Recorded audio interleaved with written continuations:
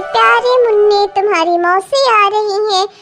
आज तो वो आ रही है तुमसे मिलने, मेरे प्यारे बच्चे। अरे रे रे रे मेरा पोता, मेरा प्यारा पोता कितना सुकून से खेल रहा है तुम्हारी गोदी में। अच्छा, तुमने बताया आज तुम्हारी बहन आ रही है।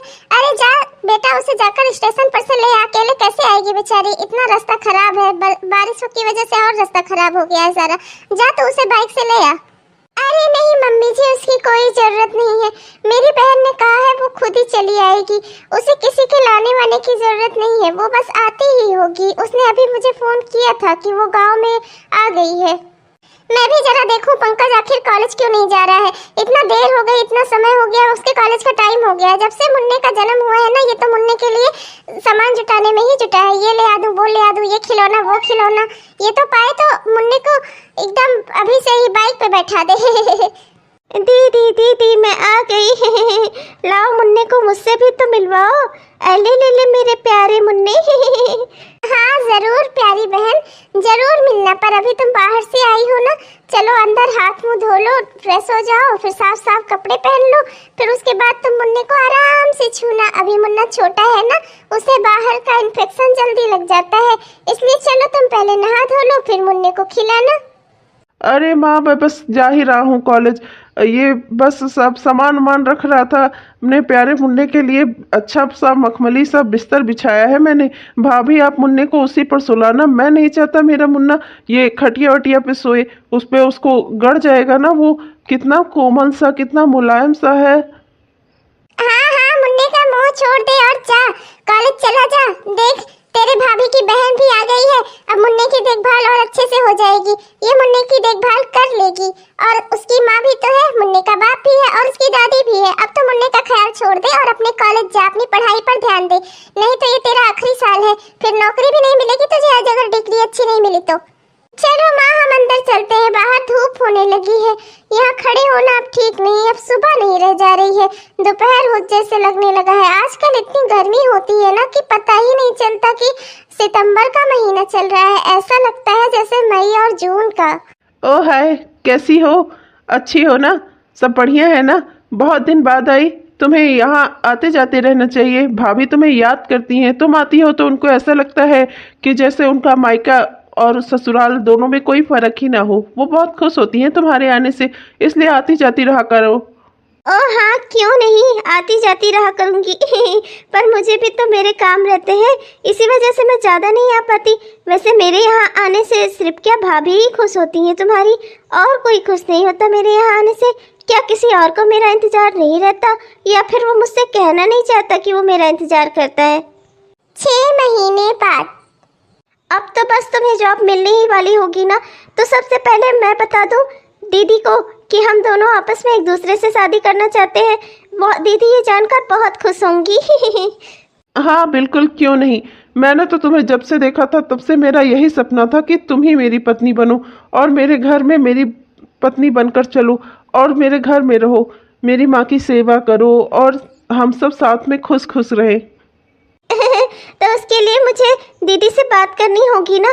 अब तुम्हारी नौकरी को 1 ही महीने में तुम्हारी नौकरी पक्की हो जाएगी, तो मैं अभी दीदी से बात कर लेती हूँ, है ना? अच्छा रहेगा ना? हाँ बिल्कुल अच्छा रहेगा, पर अभी रुक जाओ। 1 महीने की ही तो बात है ना। मुझे मेरी नौकरी पक्की कर लेने दो, फिर मैं तुम्हारे घर चलकर तुम्हारे घर वालों से तुम्हारा हाथ मांगूंगा। और तुम अपनी दीदी को पहले नहीं बताओगी, पहले मैं अपने भैया को बताऊंगा। मेरे भैया भी ये जानकर बहुत खुश होंगे। उन्हें हमेशा मेरी चिंता लगी रहती है। कहते हैं कि तुझे कौन अपनी लड़की देगा, कैसे होगी तेरी शादी, हमेशा परेशान रहते हैं। इसलिए पहले मैं बताऊंगा अपने घर पर, पहले मैं अपने भैया को बताऊंगा। और जानती हो, ये जानकर वो बहुत ही खुश होंगे। बेटा, बहू की तबीयत बहुत खराब है, समझ नहीं आ रहा कैसे क्या हो गया उसे। अभी हॉस्पिटल ले गए हैं, उसे हॉस्पिटल में एडमिट करवाया है। माँ, आपने मुझे जैसे फोन किया मैं दौड़ता हुआ आया। मुझे लगा अभी घर पर ही होगी। ऐसे कैसे अचानक उसकी तबीयत इतनी खराब हो गई कि उसे हॉस्पिटल में एडमिट कराना पड़ा। माँ जल्दी चलो, हम हॉस्पिटल चलते हैं। भैया आप बिल्कुल भी चिंता मत करो, भाभी को कुछ नहीं होगा। हम सबकी दुआएं हैं उनके साथ। मैं किसी को बुला लेता हूँ, वो मुन्ने की देख रेख कर लेगा। मैं चलता हूँ आपके साथ, आप दोनों के साथ मैं भी चलता हूँ। मैं भाभी को इस तरह अकेले नहीं छोड़ सकता, मैं भी चलूँगा उनसे मिलने, मैं भी चलूँगा हॉस्पिटल। माँ वो ठीक तो हो जाएगी ना, उसे कुछ होगा तो नहीं ना? मुझे बहुत डर लग रहा है माँ। माँ ऐसा कैसे हो सकता है? उसकी तबीयत ऐसे कैसे अचानक इतनी खराब हो गई? माँ मैं क्या करूँ? अरे रजत भैया, आई एम सो सॉरी, मुझे माफ़ कर दो। मैं शांति भाभी को नहीं बचा पाया। I am sorry. शांति भाभी अब इस दुनिया में नहीं रही। अरे डॉक्टर जी, ये तुम कैसे बातें कर रहे हो? ये कह दो ये सब झूठ है। तुम ऐसा कैसे कह सकते हो? कैसे तुम शांति को नहीं बचा सकते? तुम जानते हो ना, शांति ने ही तुम्हारी शादी करवाई थी। शांति ने तुम्हारे डॉक्टर बनने के लिए पैसे उधार दिए थे। शांति ने तुम्हारे साथ इतना सब किया और तुम कह रहे हो कि तुम उसे बचा नहीं पाए? ऐसा कैसे हो सकता है? तुम झूठ बोल रहे हो ना। इधर आओ, वापस आओ मेरे सामने। भैया अपने आप को संभालो। अब हमें भाभी के बिना ही जीना होगा। भाभी हम सबको छोड़कर इस दुनिया से जा चुकी हैं, पर हमें उसके बारे में सोचना होगा जो इस दुनिया में है। भाभी की आखिरी निसारी हमारा मुन्ना, आपको उसकी देखभाल करनी होगी भैया। हाँ बेटा, अब जाने दे, हम क्या कर सकते हैं? हम किसी की जिंदगी मौत नहीं बन सकते ना। जिसको जितना समय इस धरती पर लिखा है वो उतना ही गुजारेगा, चाहे हम कोटि प्रयास कर डालें, हम कुछ नहीं कर पाएंगे। बच्चा अब समझ लो, हमें उसके बगैर ही जीना होगा। तुम उसके बिना ही जीने की आदत डालो और मुन्ने पर अपना ध्यान लगाओ। मुन्ने को तुम्हें पाल पोस कर अच्छा और बड़ा आदमी बनाना है। तुम्हें शांति का सपना पूरा करना है। 2 महीने बाद। भैया ये क्या हालत बना रखी है आपने? आप क्यों नहीं समझते कि आपके ऐसा करने से शांति भाभी की आत्मा को भी दुख पहुंच रहा होगा? आपका ध्यान न घर पे है, न परिवार पे, न अपनी सेहत पे और न मुन्ने पर। कैसे समझाऊं आपको? अब हमें भाभी के बगैर ही जीना होगा। ऐसा सब करने से भाभी लौट थोड़ी आएंगी। शांति, ओ शांति, शांति। बेटा तू जा, मुन्ने का ख्याल रख, मैं आती हूँ। मुझे ही अब कुछ करना पड़ेगा। तुझे देख रहा है ना, ये दिन ब दिन स्थिति और खराब होती जा रही है। तू जा और मुन्ने का ख्याल रख, मैं इसे संभालती हूँ और मैं देखती हूँ कि आगे मैं क्या कर सकती हूँ। अब मुझे ही सब कुछ सही करना होगा। ऐसे ये जिंदगी नहीं जी सकता, ऐसे तो ये मर जाएगा। रोज इतना शराब पीता है, इतनी सारी शराब पीता है रोज। ये दिन ब दिन खराब होता जा रहा है, इसकी जिंदगी बर्बाद होती जा रही है। मुझे सब कुछ सुधारना होगा। ठीक है माँ, मैं मुन्ने का ख्याल रखता हूँ। आप भैया को संभालो। हेलो, हाँ जूही मैं बोल रहा हूँ। हाँ क्या कहूँ तुमसे, भाभी के जाने के बाद से भैया की हालत बहुत खराब है। मुझसे तो ये सब देखा नहीं जा रहा।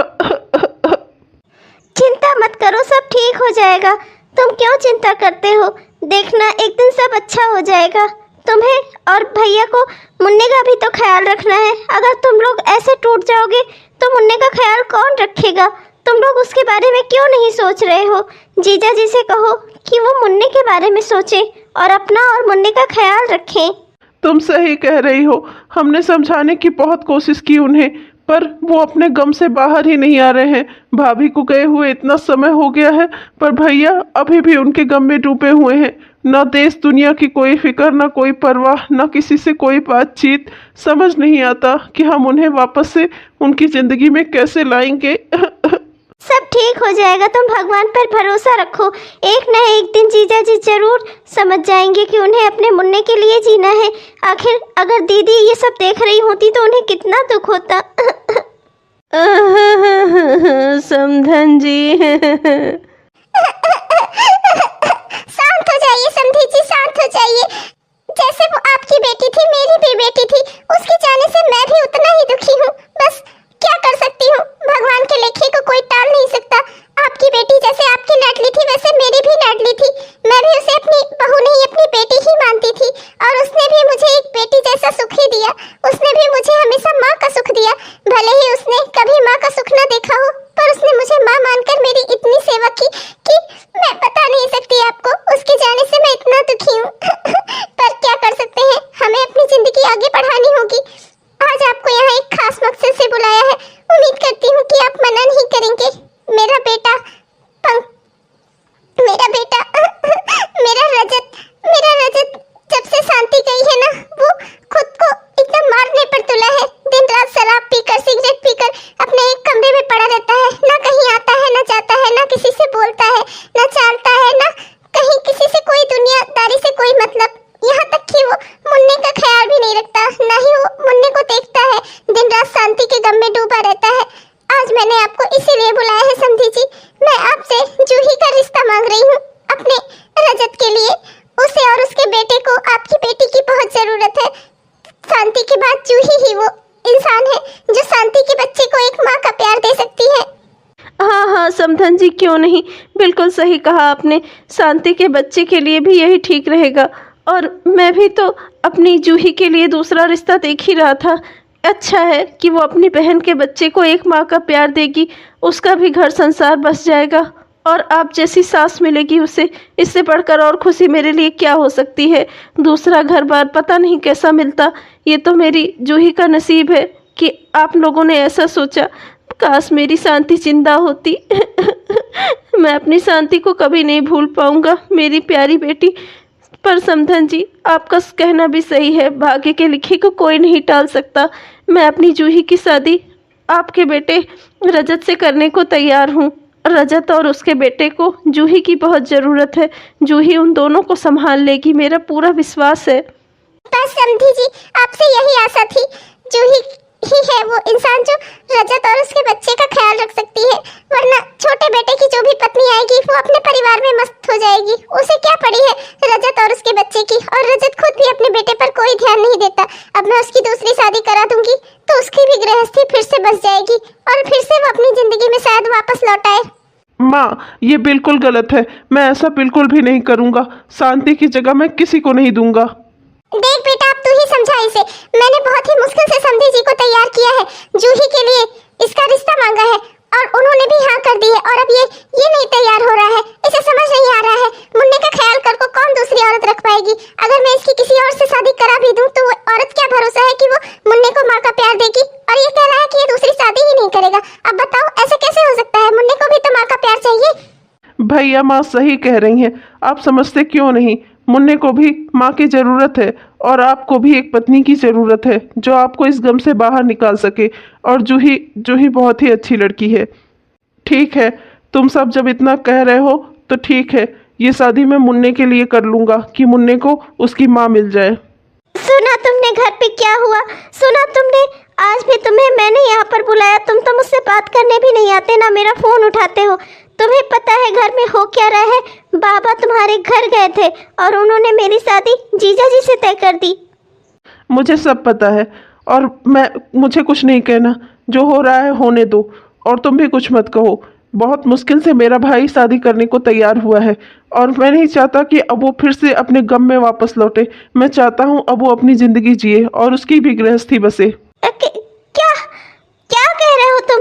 मतलब तुम्हें मेरा कोई ख्याल नहीं है? देखो, तुम अच्छे से समझ लो। तुम इस शादी के लिए हाँ कर दो, क्योंकि अगर तुमने ना भी कर दी ना तो मैं तुमसे कभी शादी नहीं करूँगा। क्योंकि मैं हमेशा इस गिल्ट में रहूँगा कि मेरी वजह से मेरे भाई का घर नहीं बसा। और तुम अगर चाहती हो कि मैं एक अच्छी ज़िंदगी जीऊँ और इस गिल्ट में ना रहूँ तो तुम जाकर इस शादी के लिए हाँ कर दोगी। हमारे बीच जो कुछ भी था वो अब ख़त्म हो चुका है। मैं चाहता हूँ मेरा भाई अपनी ज़िंदगी में वापस लौटे। पर सुनो तो, मेरी बात तो सुनो। अरे कोई शादी कोई गुड्डे गुड़ियों का खेल है क्या? अरे सुनो तो।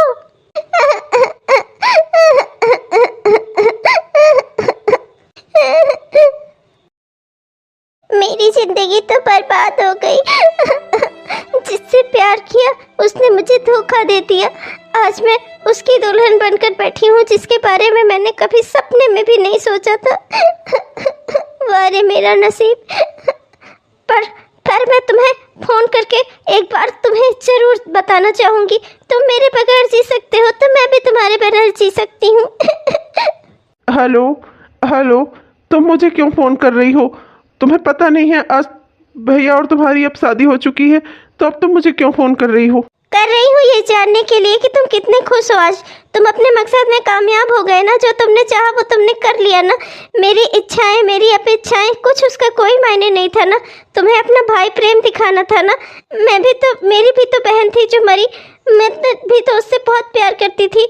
अगर मैं तुम्हारी दुल्हन बनकर आती तब भी तो मैं मुन्ने का उतना ही ख्याल रखती। पर तुमने जानबूझकर मेरी जिंदगी बर्बाद की। तुम तो किसी दूसरी से शादी करके आराम से रह लोगे, पर मैं तुम्हें कभी माफ नहीं करूंगी। तुम जानते थे कि मैं तुमसे सच्चा प्यार करती थी, तुम्हारे भाई से नहीं। और तुमने भाई के प्रेम में आकर अपने प्यार का त्याग कर दिया। तुमने मुझसे पूछा कि मैं तुम्हारे भाई को कभी उस नज़र से देखती भी हूँ कि नहीं। मैं उन्हें हमेशा अपना जीजा समझती थी और मैं हमेशा उन्हें यही समझूंगी। मैं उन्हें अपना पति कभी नहीं मानूंगी। और तुम सुन लो, मैं उनके साथ कभी नहीं रह पाऊंगी, कभी खुश नहीं रह पाऊंगी। देखो ये सब बातें फिजूल की हैं, ये सब बातें भूल जाओ और तुम भैया का साथ दो और उनकी गृहस्थी बसाओ और जिंदगी को आगे चलने दो। सब कुछ जैसे हो रहा है समय के साथ बीतने दो। मैं चाहता हूँ कि मेरा भाई अपने दुख से बाहर आए और तुम ऐसा कुछ नहीं करोगी, ठीक है? तुम मेरे भाई को कोई और दुख नहीं दोगी। मेरा भाई अब अपनी जिंदगी में वापस लौटे, मैं बस यही चाहता हूँ। और मेरी जिंदगी का क्या? तुमने मेरी जिंदगी बर्बाद कर दी। ए भगवान, ये तो मुझसे महापाप हो गया। छोटे, ये तूने क्या किया? पंकज, मैं तुझे हमेशा बच्चा समझता था और तू। शांति, देखो तुम्हारे जाने के बाद मेरे साथ क्या क्या हो रहा है। मेरे भाई ने ऐसा किया, एक अच्छी लड़की की जिंदगी बर्बाद कर दी उसने। मैं तो तुम्हारी जगह वैसे भी किसी को ना दे पाता, पर माँ के कहने पर मैंने जोर जबरदस्ती में ये शादी कर ली। पर मैं सच में वाकई में मैं तुम्हारी जगह किसी को नहीं दे सकता। मैं उसे कभी अपनी पत्नी नहीं मानूंगा। शांति, तुम्हारी जो जगह थी वो आज भी है और हमेशा रहेगी। पर मेरे भाई ने मुझसे महापाप करवा दिया। अब इस पाप के बोझ तले मैं कैसे जीऊंगा? मेरी वजह से एक लड़की की जिंदगी बर्बाद हो गई, मेरे भाई का प्यार उससे छिन गया। मैं कैसे जीऊंगा इन सब पाप के बोझ तले? हे भगवान, मुझसे अनर्थ हो गया। अरे रुक जा, कहाँ जा रहा है? रोज रोज का तेरा यही नाटक है। हाँ, अब तो तेरी शादी भी हो गई, अब तो अपनी घर गृहस्थी पे ध्यान दे। पर नहीं, तुझे तो अपने काम को ही पड़ी रहती है। सुबह होते ही काम पर चला जाता है और देर रात लौटता है। न खाने का होश है, न पीने का होश है। जब आता भी है तो बोतल लेके अपने कमरे में चला जाता है और पीना शुरू कर देता है। अरे ऐसे ही रहा तो कैसे सब कुछ ठीक होगा? हाँ, देखो माँ, मैंने आपसे पहले ही कहा था, आप ये शादी अपने मर्जी से करवा रही हो। वो मुन्ने की माँ बन सकती है पर मेरी पत्नी कभी नहीं बन सकती। शांति की जो जगह मेरे दिल में है, मेरी जिंदगी में है, उसे मैं किसी और को कभी नहीं दे सकता। अब जो भी है यही है और उसे ऐसे ही जीना होगा। मैं उसे अपनी पत्नी कभी नहीं मानूंगा। पर बेटा सुन तो मैं तेरी माँ हूँ, तेरा भला चाहती हूँ। 1 महीने बाद। देख बेटा, पी पी कर तूने अपनी क्या हालत कर ली है। देख अपने आप को। कहाँ से कहाँ पहुँच गया तू। माँ, मुझे छोटे से कुछ बात करनी है। मेरे पास अब ज़्यादा समय नहीं बचा है। मुझे अकेला छोड़ दो छोटे के साथ। मुझे इससे कुछ ज़रूरी बात करनी है। भैया प्लीज़ ऐसा मत कहो। भैया आप मेरी जान हो। भैया आप हम परिवार का सहारा हो। भैया आपको कुछ नहीं हो सकता। आप ऐसा कुछ क्यों कह रहे हो? आपको कुछ नहीं होगा। देख छोटे, मेरे पास ज़्यादा समय नहीं है, पर तूने जो काम किया है ना, मुझे उसे तुझे बताना था। तेरा भाई सब जानता है। तूने जानबूझकर मेरी शादी जूही से करवा दी ना। जूही को तो तू पसंद करता था और तूने उसकी शादी मुझसे करा दी। तूने सोच भी कैसे लिया कि मैं शांति की जगह किसी और को दे दूंगा? और उस पर भी तूने ये कैसे सोचा कि वो तेरा प्यार होगा? मैं तेरा प्यार छीनकर उसे अपनी पत्नी बना लूंगा? तूने ऐसा सोचा भी कैसे? तेरे कारण मुझसे एक महापाप, महा अनर्थ हो गया। वो लड़की जूही, वो मेरी साली थी और मैं उसे आज तक उसी नज़र से देखता हूँ। मैंने उसे अपना पत्नी कभी नहीं माना और उसने भी मुझे अपना पति कभी नहीं माना। हमारी शादी को 1 महीना हो गया, पर आज भी हम दोनों एक दूसरे के लिए अजनबी हैं। तुम्हारी वजह से हमसे इतना बड़ा पाप हो गया। तुमने हमसे अनर्थ करवा दिया और इस अनर्थ के बोझ के सहारे मैं अब अपनी ज़िंदगी और नहीं काट सकता। सुन छोटे, जो गलती तूने की थी ना, मैं उसे अब सुधारना चाहता हूँ। मेरी मौत तो उसी दिन हो गई थी जिस दिन शांति इस दुनिया से गई थी, तुम्हारी वजह से। लेकिन मुझसे एक बड़ी गलती हो गई जिसे मैं अपने मरने से पहले सुधारना चाहता हूँ। माँ को बुलाओ छोटे, मुझे उनसे कुछ बात करनी है। अब मैं जो भी बात कहूँगा वो तुम दोनों से कहूँगा। माँ जल्दी आओ, भैया को आपसे कुछ बात करनी है। माँ जल्दी आओ। हाँ बेटा, बोल ना। तेरी माँ यहीं खड़ी है तेरे पास ही। क्या हुआ बता ना मुझे। मैं तेरी दवाइयाँ सब समय से खिलाऊंगी तुझे। देखना तो 2 महीने में बिल्कुल ठीक ठाक हो जाएगा और अपने बच्चे को अपनी गोद में लेकर घुमाएगा, उसे साइकिल पे चलाएगा। ये सब होगा ये सब। बेटा तू सुन रहा है ना मैं क्या कह रही हूँ? अम्मा, मेरी बात ध्यान से सुनो। मेरे पास अब वाकई में ज़्यादा समय नहीं है। मुझे पता चल चुका है ये चीज़। मैं आपसे बताना चाहता हूँ एक बात जो बहुत ज़रूरी है। मेरे जाने के बाद आप जूही और पंकज की शादी करवा देना। यही दोनों वो माँ बाप बनेंगे जो मेरे मुन्ने का पालन पोषण करेंगे माँ। इन दोनों के अलावा मेरे मुन्ने को अच्छे से कोई नहीं पाल सकता। मेरे मुन्ने के लिए आप इतना तो करोगी ना। मैं शांति की आखिरी निशानी को इस तरह बेकार और अनाथ नहीं देख सकता। आप इतना करोगी ना माँ, मुझसे वादा करो कि आप जूही और पंकज की शादी करवा दोगी। ठीक है बेटा, मैं वादा करती हूँ, मैं जूही और पंकज की शादी करवा दूंगी। पर तुझे कुछ नहीं होगा। ऐसा मत बोल बेटा। अरे मेरा बेटा। भैया भैया आंखें खोलो ना भैया, आपको कुछ नहीं होगा भैया। मैंने तुझसे जो वादा किया है बेटा वो मैं जरूर निभाऊंगी। तो विश्वास रखना अपनी माँ पर। देख रजत, देखो शांति, आज मैंने जूही और पंकज की शादी करवा दी और तुम्हारी आखिरी निशानी इन दोनों के हवाले कर दी। अब यही दोनों उसे माँ बाप बनकर पालेंगे। तुम दोनों जहाँ भी होगे आज खुश तो होगे ना मेरे प्यारे बच्चों। देखो जूही, देखो पंकज, इस मुन्ने को हमेशा माँ बाप का प्यार देना, इसे अपनी औलाद समझना। इसी विश्वास के लिए मेरे बेटे रजत ने तुम दोनों की शादी करवाई है। तुम उसके विश्वास पर हमेशा खरा उतरना। हाँ माँ, मैं वादा करती हूँ आपसे, मैं मुन्ने का ख्याल उसकी माँ की तरह रखूंगी। मैं मुन्ने के अलावा मेरे कोई दूसरा बच्चा नहीं होगा माँ। मैं मुन्ने को ही अपना बच्चा मानूंगी। मैं इसी को बड़ा करूंगी अपना बेटा बनाकर। माँ, हम इसका पालन पोषण ऐसे करेंगे ना कि भैया भाभी का नाम रोशन करेगा एक दिन ये। माँ, आप हम पर विश्वास रखो। भैया आप बहुत ही अच्छे थे भैया। आप जैसा भाई मुझे हर जन्म में मिले, आप जैसा भाई हर किसी को मिले। मैं तो भगवान से यही प्रार्थना करता हूँ कि जितनी भी बार मुझे जिंदगी दे, भाई के रूप में आप ही को मेरा भाई बनाए भैया। आपने भी अपने भाई होने का फर्ज बहुत अच्छे से निभाया था जी। आप बिल्कुल भी चिंता मत करो भैया, जहाँ भी होंगे वो बहुत खुश होंगे। भाभी भी जहाँ भी होंगी वो बहुत खुश होंगी, क्योंकि उन्हें पता है कि आप उनसे कितना प्यार करते थे। आपने तो उनके प्यार में अपने प्यार तक को कुर्बान कर दिया। ऐसा भाई होना वाकई में मुश्किल है। आप दोनों बहुत ही अच्छे भाई थे। बस अब मेरी यही एक इच्छा है कि मुन्ने को हम इतना प्यार दें कि एक दिन मुन्ना बड़ा होकर भैया भाभी का नाम रोशन करे। आप बिल्कुल भी चिंता मत करो, मुन्ना हमेशा अपने माँ बाप का साया बनकर रहेगा। हम उसके माँ बाप बनकर रहेंगे, उसका पालन पोषण करेंगे और उसे ऐसा बनाएंगे जैसा भैया भाभी देखना चाहते थे।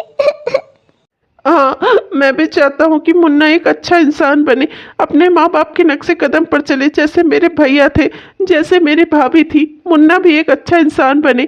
इसीलिए मैं भी यही चाहता हूँ कि हमारे कोई दूसरा बच्चा ना हो। हम मुन्ने को ही अपने बच्चे की तरह बड़ा करेंगे और इसे प्यार देंगे माँ बाप का, और इसे ऐसा बनाएंगे जैसे हमारे भैया भाभी थे। हाँ बिल्कुल बनेगा वो, क्योंकि हम माँ बाप की तरह उसका पालन पोषण करेंगे। हम हमेशा अपने मुन्ने को अपने पास रखेंगे, अपने सीने से लगाकर उसको पालेंगे। हेलो दोस्तों, आप सबको मेरा प्यार भरा नमस्कार। कैसे हैं आप सब? उम्मीद करती हूँ कि बहुत ही बढ़िया होंगे। आपने हमारा यह वीडियो पूरा देखा, इसके लिए आपका बहुत बहुत धन्यवाद। तो कैसा लगा आपको? अगर पसंद आया तो कृपया लाइक जरूर कीजिएगा दोस्तों। और हाँ दोस्तों, हमारे इस वीडियो को अपने दोस्तों में भी ज़रूर शेयर कीजिएगा अगर आपको पसंद आया।